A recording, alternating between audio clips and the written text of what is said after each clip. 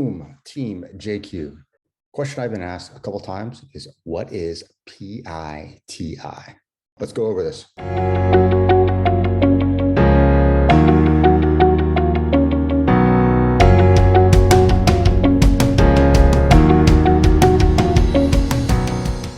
Okay, Team JQ, welcome back. One, I love speaking to people and groups and masterminds, and every once in a while, I get the feeling that I'm speaking the way I'm speaking, what I'm speaking is alphabet soup.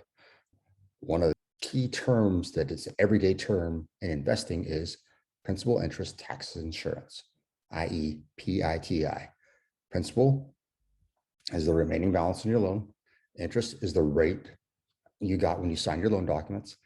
Taxes are the assessment levied by ownership by a specific town and or county. Rates are specific to locations and where the property boundaries lie.